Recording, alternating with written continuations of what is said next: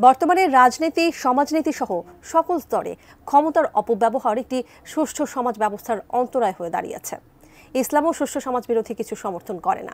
বিস্তারিত জান্নাতুন নাহার চেরির রিপোর্টে।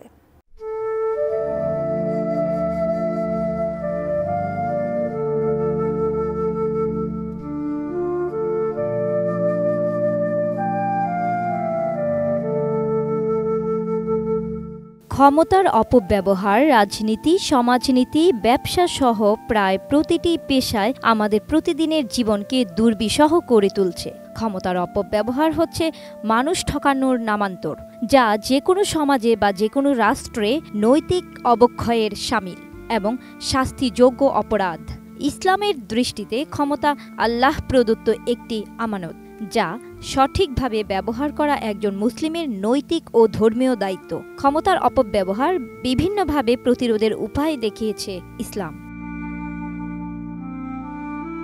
ক্ষমতার অপব্যবহার ইসলামে কঠোরভাবে নিষিদ্ধ। পবিত্র কুরআন এবং হাদিসে এই বিষয়ে সুস্পষ্ট দিক নির্দেশনা রয়েছে। ইসলামে বলা হয়েছে ক্ষমতা একটি পরীক্ষার মাধ্যম। আল্লাহ কুরআনে বলেন, নিশ্চয়ই আল্লাহ তোমাদেরকে তোমাদের আমানত তাদের নিকট পৌঁছে দিতে নির্দেশ দেন যারা তার যোগ্য।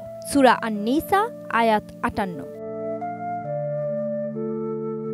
কোয়ালিটি সম্পন্ন আন্তর্জাতিক মানের CMT 500W CSRM committed for better still। ক্ষমতার অপব্যবহার ন্যায় বিচারের বিপরীত। ইসলাম ন্যায় বিচারকে একটি মৌলিক মূল্যবোধ হিসেবে গণ্য করে। এটি পরিষ্কারভাবে নির্দেশ করে যে ক্ষমতা এবং কর্তৃত্ব যোগ্য ব্যক্তির হাতে ন্যস্ত করা আবশ্যক এবং এটি কোনোভাবেই ব্যক্তিগত লোভ লালসার হাতিয়ার হতে পারে না। আল্লাহ বলেন, তোমরা ন্যায় বিচার প্রতিষ্ঠা করো এবং আল্লাহর জন্য সাক্ষ্য দাও, যদিও তা তোমাদের নিজেদের পিতামাতা অথবা আত্মীয় স্বজনের বিপক্ষে যায়।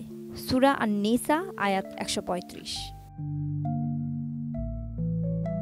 ক্ষমতার অপব্যবহারের মাধ্যমে একজন ব্যক্তি যদি অন্যের অধিকার ক্ষুণ্ণ করে তবে তা একটি বড় পাপ।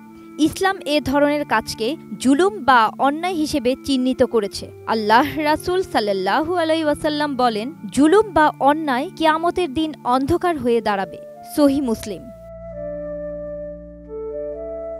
ক্ষমতা অপব্যবহারের ফলে দুর্নীতি, অনাচার এবং শোষণ বৃদ্ধি পায়, যা সমাজকে ধ্বংসের দিকে নিয়ে যায়। ইসলামে এ ধরনের শোষণমূলক কার্যকলাপের বিরুদ্ধে কঠোর সতর্কবাণী উচ্চারণ করা হয়েছে। আল্লাহ বলেন, তোমরা অন্যায়ভাবে মানুষের সম্পদ আত্মসাৎ করো না এবং তাদের অধিকার হরণ করো না। সূরা আল বাকারা আয়াত ১৮৮।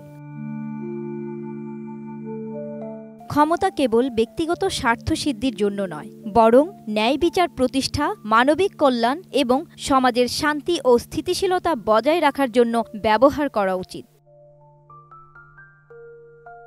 জান্নাতুন নাহার জেরি, ATN নিউজ।